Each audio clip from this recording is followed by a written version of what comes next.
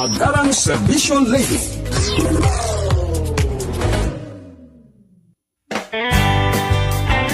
Health and Travel at Serbisyo Publiko. Serbisyo Publiko with Dr. Hilda C. Ong. Ang programang tunay na serbisyo publiko na nakaka-touch ng puso. Health and Travel at Serbisyo Publiko. Ang programang tunay na serbisyo publiko na nakaka-touch ng puso.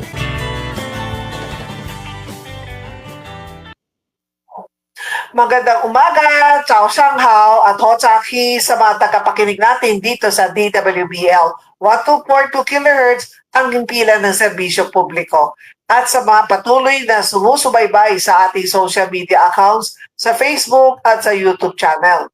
Ang iyong agarang serbisyo lady, Dr. Hilda Ong, ay lubos na nagagalang na muli makapagbahagi ng tamang impormasyon at tamang serbisyo at inspirasyon dito lamang sa Health and Travel at Serbisyo Publiko.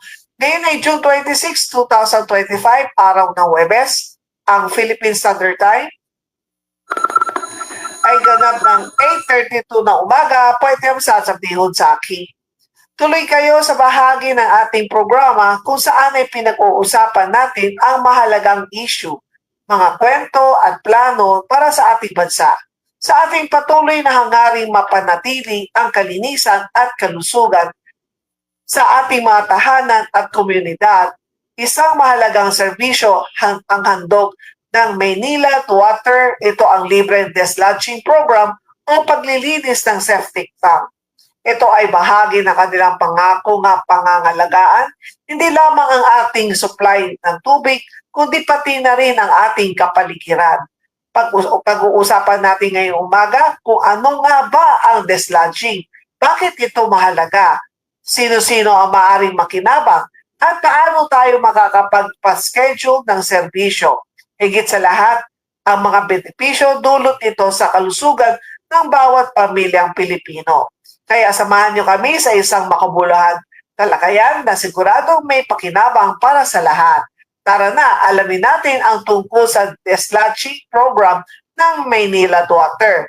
At makakasama na rin umaga si Engineer Mel Grabillo, head siya ng Wastewater Management ng Maynila to Water. Magandang umaga, Engineer! Magandang umaga po sa inyo, Dr. Hilda, at sa lahat po ng tagapakinig ninyo sa serbisyo publiko. Isang malaking karangalan po ang makapagbahagi sa inyo ng informasyon sa umagang ito sa inyong programa. At maraming salamat sa pagtanggap muli ng ating imbitasyon na para makapagbahagi tayo ng mga tamang impormasyon, lalo na sa mga client ng Maynila. Unang-una, ano ang layunin ng Maynila to Water sa pagsasagawa ng libre deslodging program? Tama po yung narinig ng ating mga kababayan, libre po ito, ano? Yun pong Maynila Sanitation Program, ito po yung dislodging.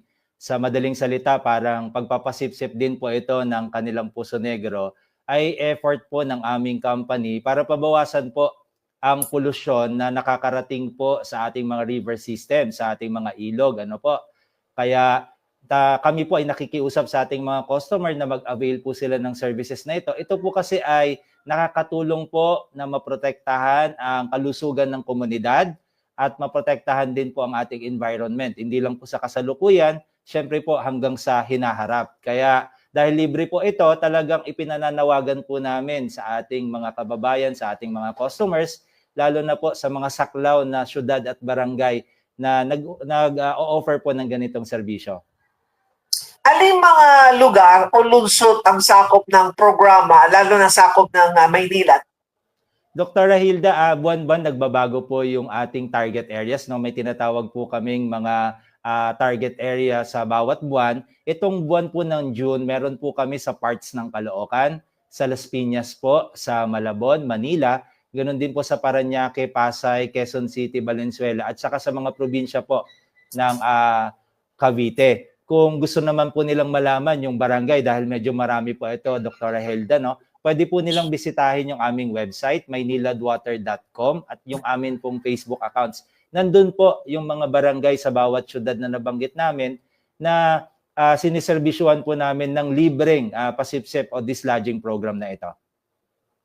At engineer, ano ang karaniwang maling akala ng publiko tungkol sa dislodging? Kumbaga, parang hindi nila to pinapansin. Opo, sa totoo lang, kailangan po talaga namin yung ganitong mga programa para mapaintindi po natin sa ating mga kababayan. No? Madalas po ang nasa isipan po ng ating mga customers, abala lang po ito. Hindi pa naman umaapaw ang aming septic tank, hindi naman kami barado. At kayang-kaya pa naman na saluhin ng aming septic tank. Minsan din po, hindi na sila nagiging maingat po sa pagtatapon ng tinatawag nating solid waste po. Ano? Kung maalala ninyo, sa bawat po comfort room, may nakalagay po doon, huwag magtatapon ng anumang bagay na pwedeng magpabara. Yun po ay mga ipinagwawalang bahala natin minsan na kapag ka po nandyan na yung suliranin, bumahana o kaya ay bumara na po yung ating mga comfort rooms at yung ating septic tank, tsaka lang po nila nakikita yung kahalagahan. Kaya lang minsan, huli na po, pwedeng may makontamina na po na tubig, pwedeng umapaw na po ito sa ating mga drainages, at mas malala po, Dr. Hilda, magkasakit po yung makakontak po dito sa mga contaminants na ito, sa mga mikrobyo po. Ano? Pwede pong itong pagmulan ng sakit, ng kagaya ng leptospirosis, at any other waterborne diseases. Kaya napakadelikado po na ipagwalang bahala ito.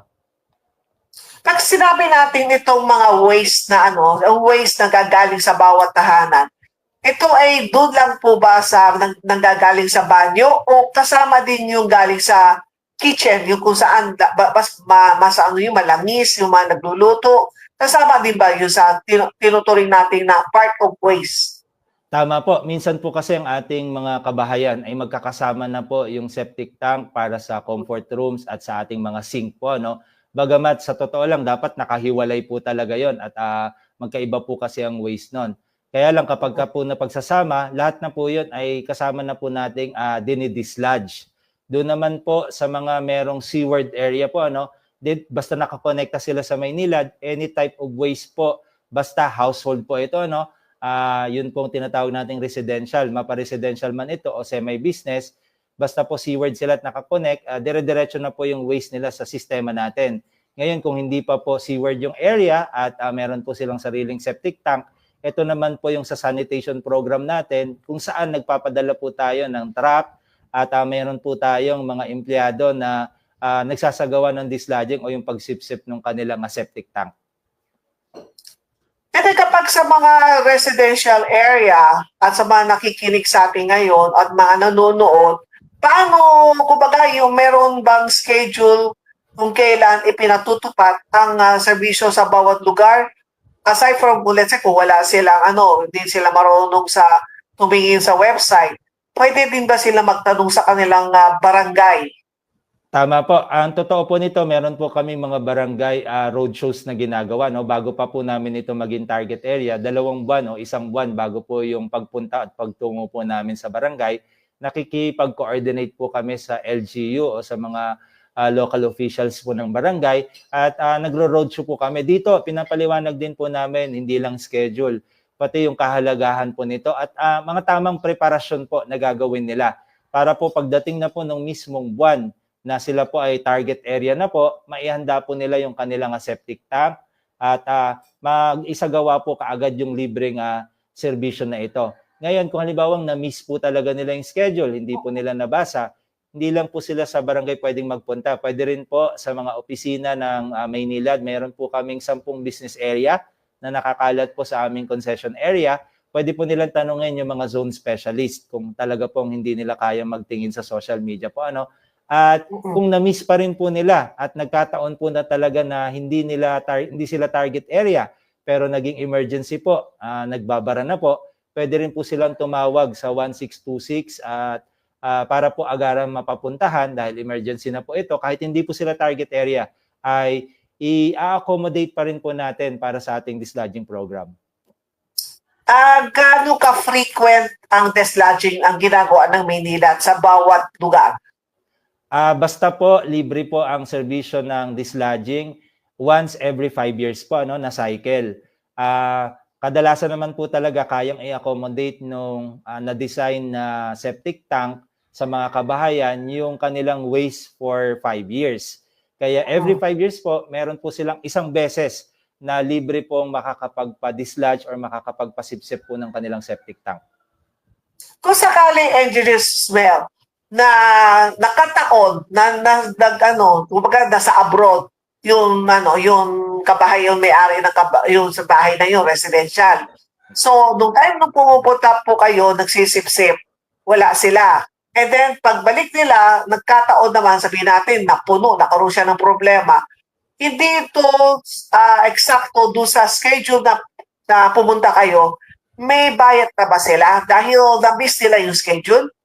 Wala po. Yun po yung kagandahan po sa Maynilad po. Basta na-check po namin yung account ninyo, kayo po ay aktibong customer ng Maynilad at tukoy nyo po yung lokasyon ng inyong Poso Negro at na-validate po namin sa aming sistema na hindi pa po kayo nakakapag-dislodge sa loob ng 5 taon sa iba't ibang kadahilanan, kagaya po na nabanggit ni Dr. Hilda na nasa abroad, na miss, may pinuntahan. Pwede pa rin po kayong mag-request sa amin ng dislodging at libre pa rin po ang aming serbisyo. Basta hindi po kayo na-dislodge sa loob ng 5 taon. But if naman, kung doon sa na-dislodge na sila, and then after 3 years, napuno na, magre-request sila ulit, eto may bayad na? Tama po. Yan naman po yung nangangailangan na ng kaukulang bayad kung sa loob ng 5 taon ay mahigit sa isa sila magpapa-dislodge.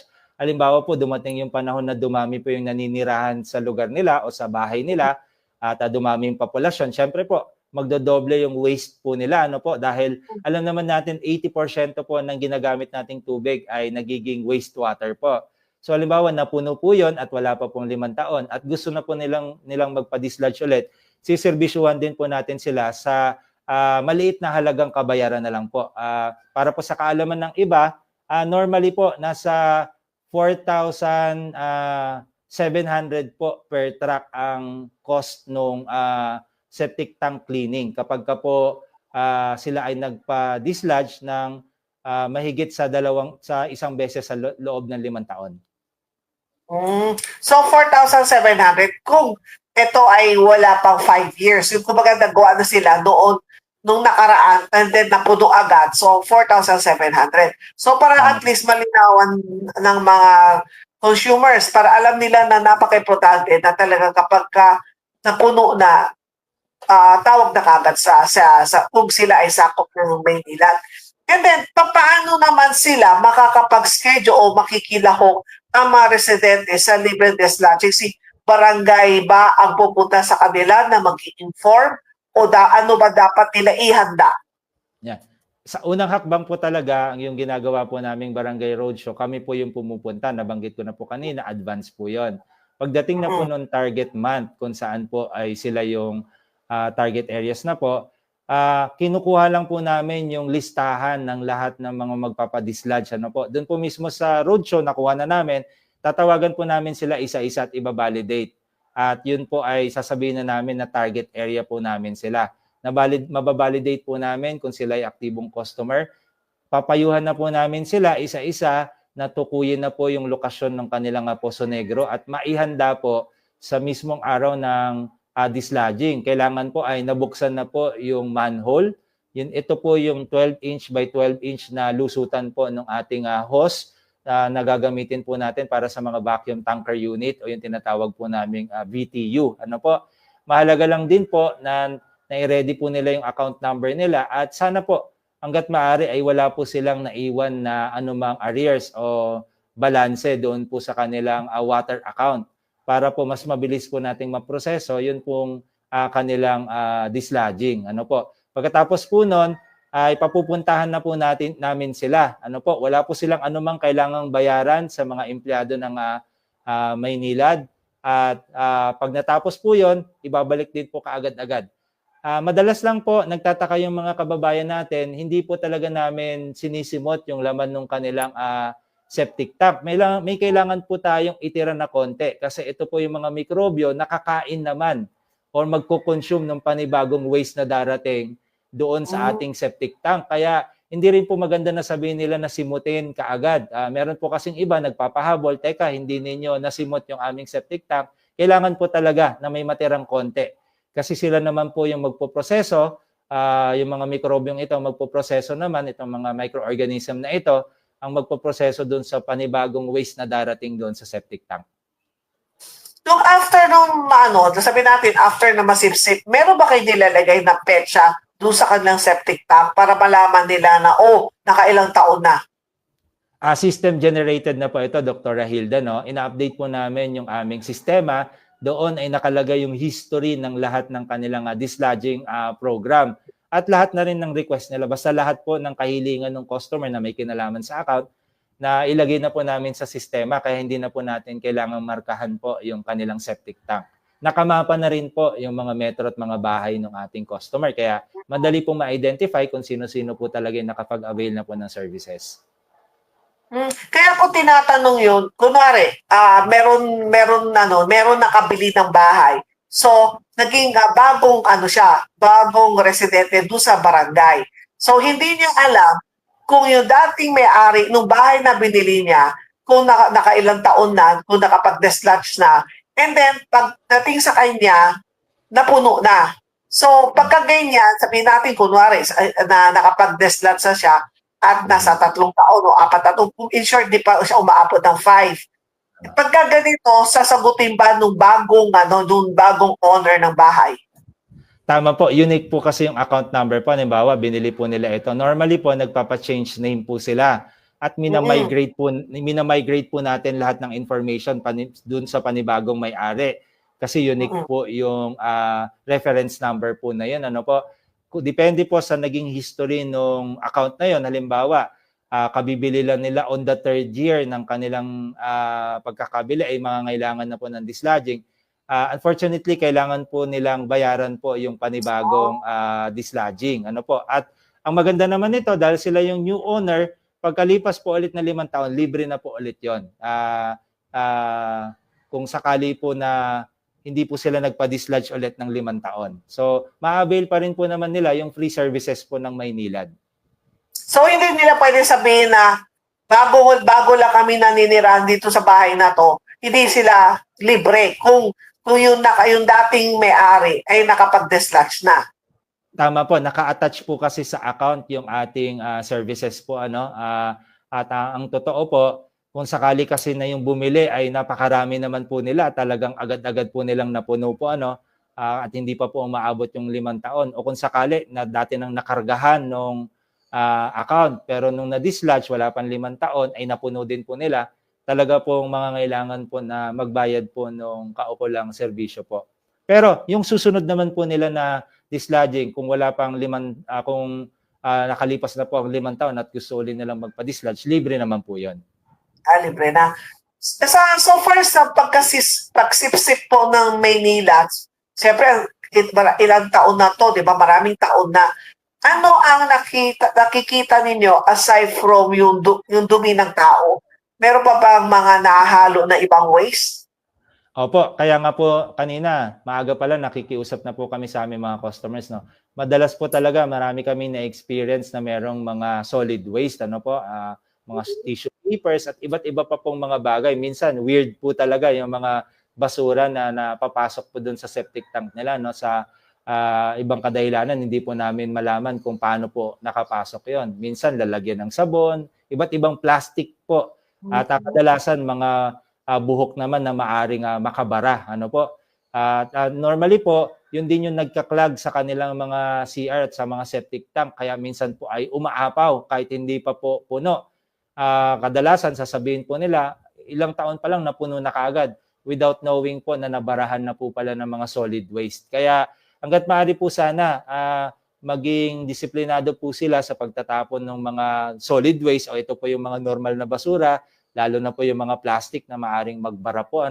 At manatili lamang po sana na puro human or yung tinatawag nating wastewater lang ang makapasok doon sa septic tank. At minsan may mga nagpapahabol din po, nalaglag po halimbawa nila yung mga alahas nila. Medyo mahirap na pong hanapin po at umaasa po sila na baka makita pa. Medyo mahirap po, no? At kaya pakaingatan din po natin yung mga importanteng gamit na wag po nating ma-flush sa ating mga toilets po. Pero pagka tissue paper, di ba normal lang naman na may mahalo na tissue paper, lalo na kung sila ay nagdudumi? Tama po. Pero kapag kayong quality po ng tissue paper o kaya minsan na po ay mga napkins na po talaga na medyo may plastic Oo. material na po, talaga pong bumabara po siya at humahadlang. Yung tissue paper naman po, bagamat nababasa po siya at lumiliit, pag nahaluan po siya ng sabon na maliliit, buhok, yun po, medyo solidify din po siya. Yun po yung nagpapabara po talaga sa ating mga toilets po. And then kapag ang mga, let's say, mga chemicals, let's say, merong may mga gamot, o ano man yung mga oil, tapos sadya nila tinatapon, instead na ipunin tapos sa basurahan para makolekta. Kumbaga dito na sa sink nila tinatapon o fina-flush. Ito ay isa rin hindi tamang gawain. Tama po. Salamat po sa pagpapaalala ninyo, Dr. Hilda. No? Kaya po, ang tinatawag natin na ina-accommodate lang natin ay residential waste kasi ang inaasahan po natin ay mga human waste lang po ito o wastewater. Ano po? Tama po kayo na hindi dapat haluan ng ibang contaminants sapagkat hindi po namin magagawa yung tamang paraan ng pagtitreat kapag meron iba't ibang contaminants na po. Nitong mga nakaraang eleksyon po, nauso po di ba yung mga pintura at pagpapagawa po ng tarpaulin. Ano po? May mga ilan po talaga na hindi maiiwasan na itapon po nila sa mga drainages o kaya na i-flush po nila.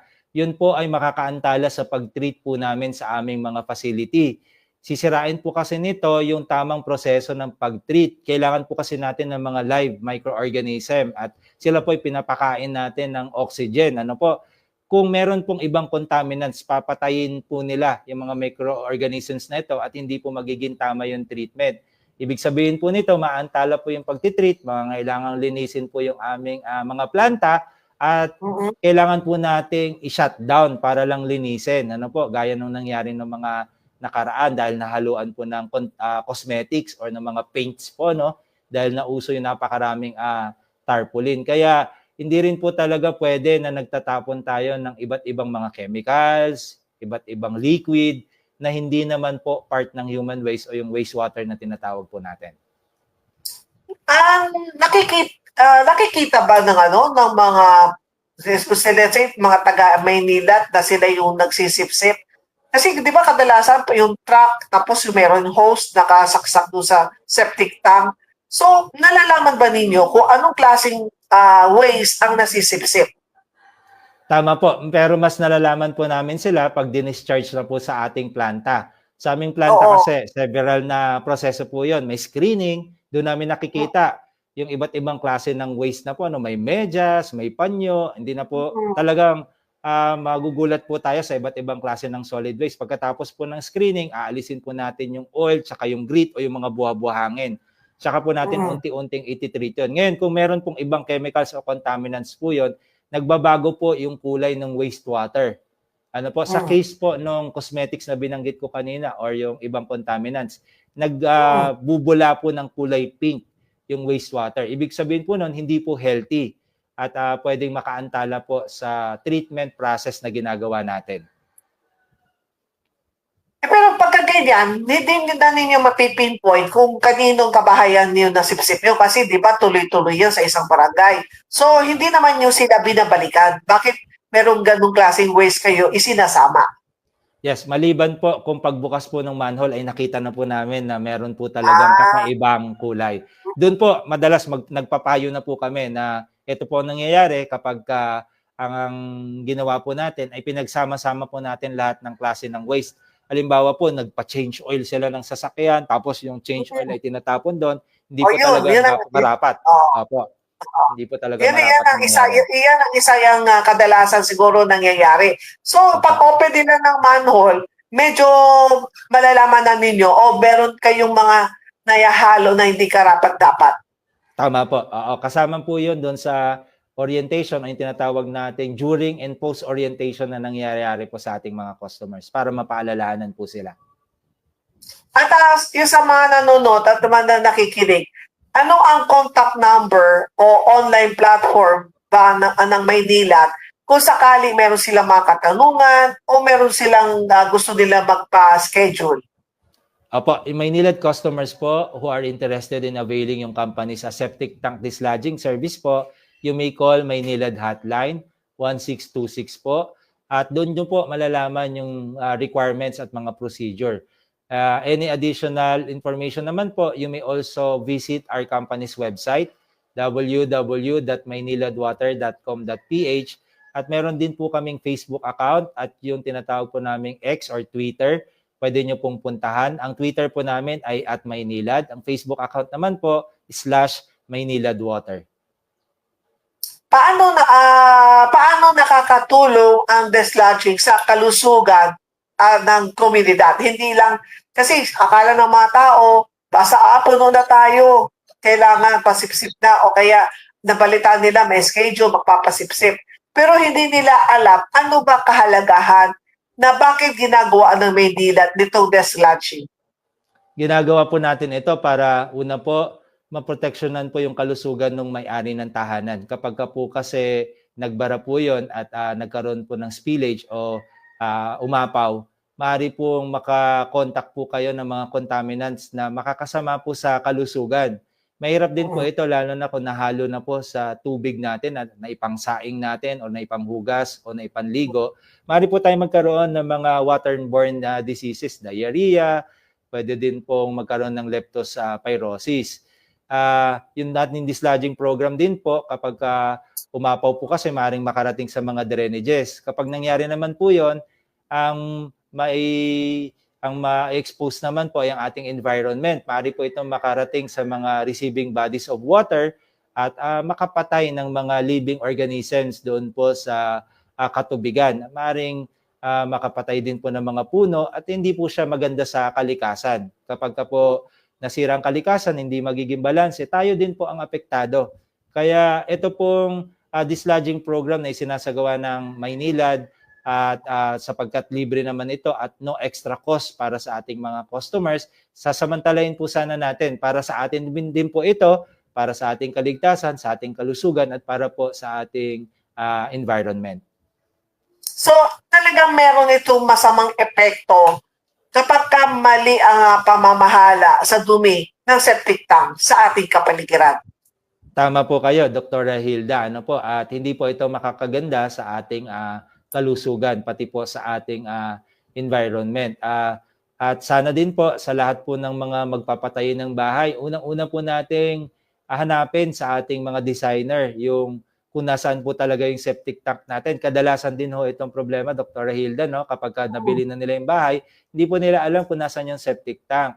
At normally po, pag nagpagawa po tayo ng bahay or magpapagawa ng septic tank, dapat po ay accessible. Meron po kaming mga kakatuwang mga sitwasyon na kung saan yung septic tank nila nasa bedroom o kaya nasa kitchen. So, nakita po natin yung inconvenience po nun kung bubuksan natin yung mga manhole po nun tapos ilulusot po natin yung hose natin. Kaya hanggat maaari po sana, magpagawa po tayo sa mga accredited po talaga ng mga contractors at marunong sa design para alam po nila kung saan ilalagay. Recommended po ito sa mga parking area po natin, kasi accessible na po siya, madaling buksan, at madali po natin maisusuksok o mailalagay yung mga hose ng mga vacuum tanker units namin. At hindi po ito makakaistorbo sa inyo. O kasi alam ko, kadalasan, di ba, na ito ay nasa harapan ng bahay o mismo doon sa parking area nila? Tama po kayo. Minsan lang po, Dr. Hilda, kapag po nag-extend na po sila ng bahay, yung dating parking nila nagiging kwarto, tapos i-extend po ulit nila. Kaya papaupahan, tapos ang mangyayari, pag magdi-dislodging na po, pag hinanap na po, nandun na pala siya sa kwarto ng isang paupahan nila. So, makikisuyo po kami na sana po panatilihin nating accessible yung mga septic tanks po, manhole po natin. Ano naman ang hakbang ang ginagawa ng Maynilad upang masiguro ligtas at maayos ang proseso ng dislodging? Ito po ba ay mabaho ba? Talaga sinasabihan natin yung nakatira doon sa bahay na yun na umalis muna sila? Huwag sila lalapit? Opo, madalas na tanong po sa amin yan ng mga customers, safe ba magpasipsip ng Puso Negro? Yes po, safe na safe po. Trained po ang ating dislodging team, Sila po ay sumusunod sa lahat ng health and safety protocols. Alam din po nila kung paano mag-handle ng ating equipment. Kapag ka po sinasagawa lang po nila yung kanilang trabaho, wag po natin silang pakikialaman. Wag po nating hahawakan yung mga host. Yung po kasi mga empleyado po namin, balot po talaga sila. Meron po silang guantes at naka-uniformado po sila ng maayos. Meron din po silang hard hat. Kasi po, yung host na to talagang hahawakan nila kasi kailangan po nilang i-dislodge yun at i-suck po. Ibig sabihin, pressurize po yung, nasa suck po yun, may suction pressure po yun. Hayaan lang po natin sila, ibigay po natin yung working space sa kanila at itabi po natin yung mga gamit na maaring magpaabala dun po sa dislodging na gagawin. At hindi naman po sila kailangang iwan yung bahay nila. Kasi kailangan din po nilang bantayan po yun. Siyempre, para makita nila na tama pa rin po yung ginagawang trabaho ng ating mga empleyado. Bagamat sila po ay trained at nasabihan po sila ng trabaho po nila na dapat lang po nilang isagawa sa araw na yan. Kadalasan mga gaano katagal bago matapos yung pagsipsip? Minsan po nasa 1 hanggat 1.5 oras po. Matagal lang po talaga yung preparation ng paglatag ng hose. At minsan pa po yung koordinasyon din po sa barangay, mabilis naman po ang barangay natin na maiparada po yung mga trucks. Ang kagandahan din po nito, minsan kapag masikip po yung kalsada, dalawa po kasi ang size ng trucks namin. Isang 4 cubic meter po at yung 10 cubic namin. Kapag maluwang po yung kalsada, 10 cubic na po yung ginagamit namin, mas maraming kabahayan po ang ma-accommodate. Pero kung masikip, nasa iskinita po, ay ginagamit po namin yung 4 cubic meter namin. Kadalasan naman po, ang hose namin ay nasa 200 to 300 meters. Kaya nararating pa rin po namin kahit nasa dulo po kayo. At ang maganda pa nito, nadudugtong-dugtong po natin itong mga hose na to para maabot po natin yung mga customers natin. Oo, kasi meron talagang maliliit ang bangketa na hindi talaga, ang kakasya lang yung sabihin natin is kotse. Pero pagdating sa mga truck, yung mga malalaking container, hindi nakakasya. So yung pinakamalit ninyo, kasyang-kasya sa mga eskinita.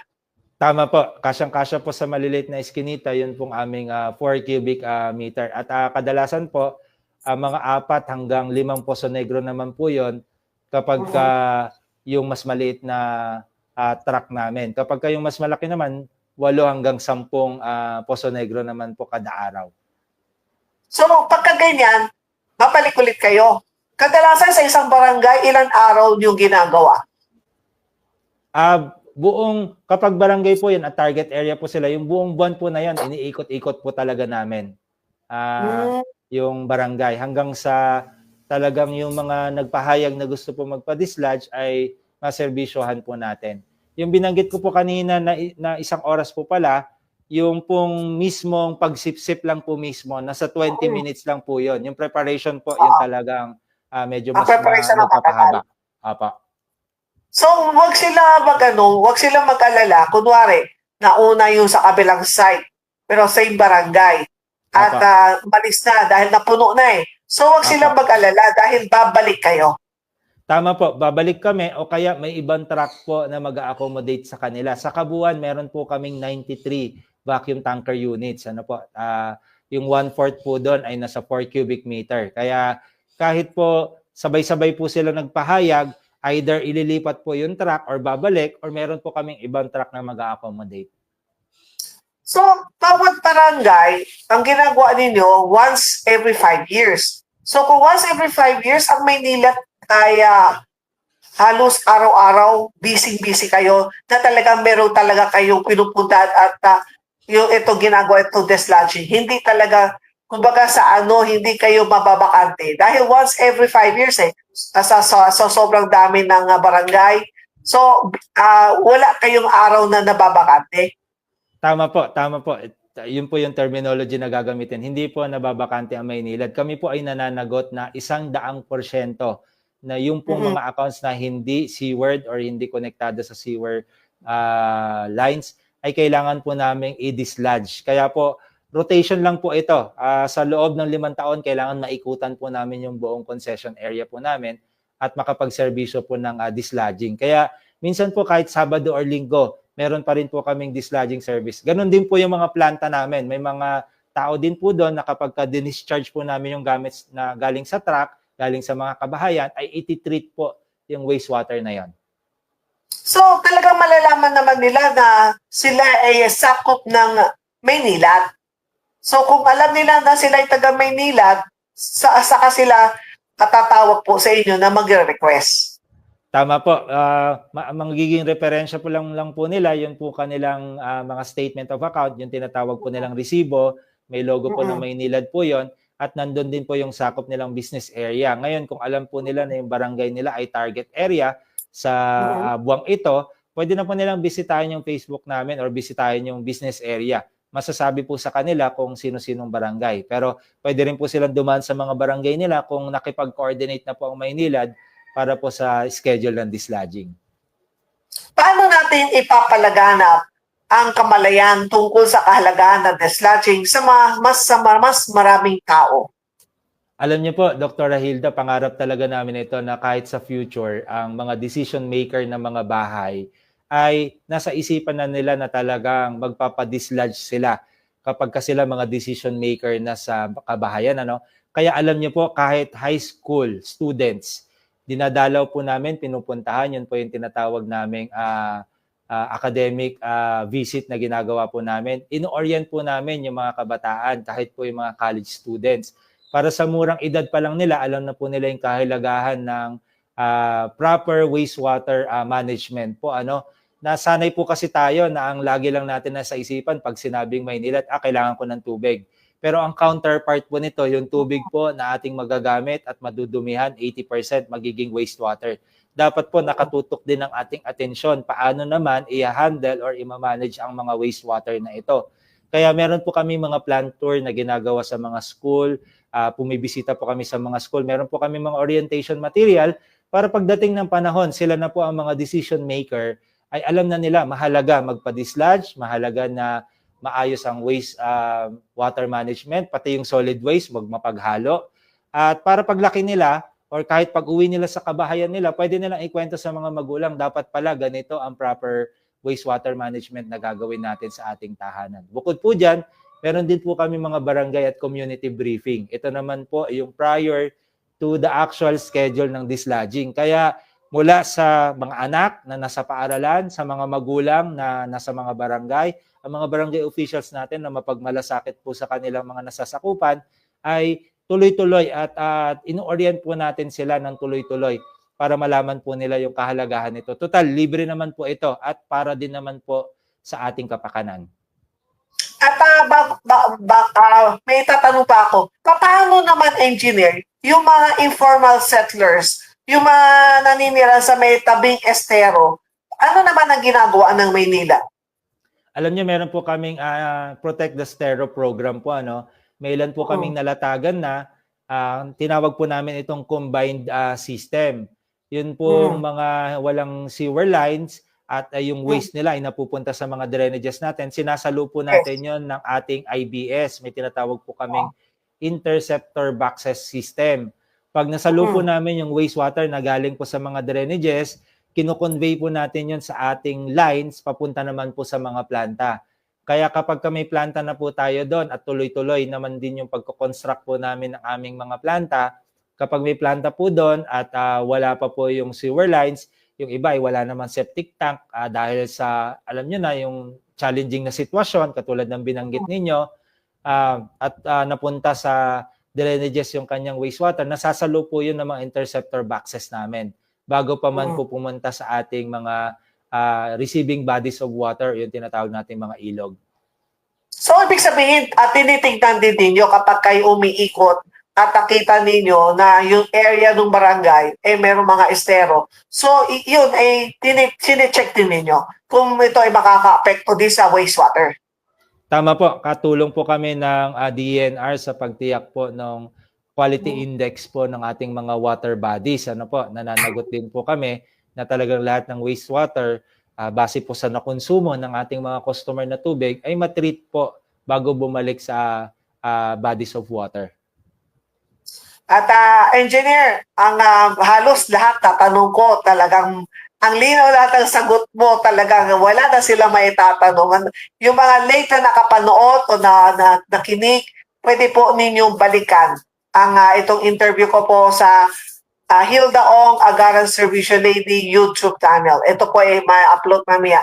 Para kaya naman pwede niyo panoorin ulit dito sa DWBL 1242 dito sa radio Facebook page nila.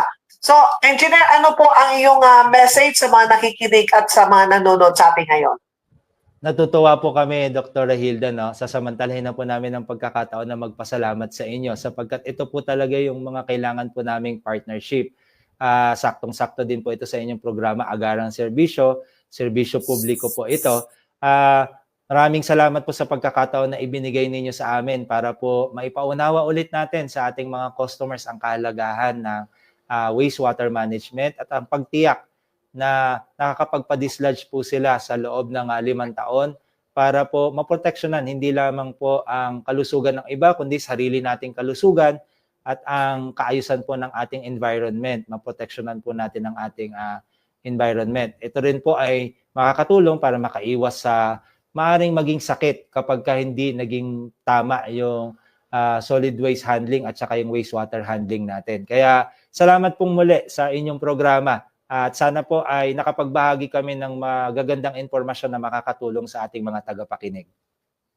Yan po, maraming salamat po, engineer, naway naging malinaw sa ating lahat ang kahalagahan ng regular na dislodging o paglilinis ng septic tank, hindi lamang para sa kalinisan ng ating tahanan, kundi ito ay pa rin sa ating kalusugan ng ating pamilya at pangangalaga sa kapaligiran. Ang programa ng Maynila at Water ay isang konkretong hakbang tungo sa mas ligtas, mas malinis at mas responsableng mamamayan. At kaya naman hinikayat namin ang lahat na makipag-ugnayan sa Maynila at Water at samantalahin ang libreng serbisyong ito habang ito ay kumbaga ito ay talagang regular na ginagawa ng Maynila at Water. Maraming salamat po, engineer. Maraming salamat po sa inyo. At samantala, ang oras sa buong kapuluan ng Pilipinas ay ganap ng 9:13 ng umaga, kautyam sa Sahong Saki. Sa pagbabalik ng health and travel at serbisyo publiko, pasadahan naman natin ang mga headlines na mahalagang balita ngayon araw na ito. Back to DWBL Studio.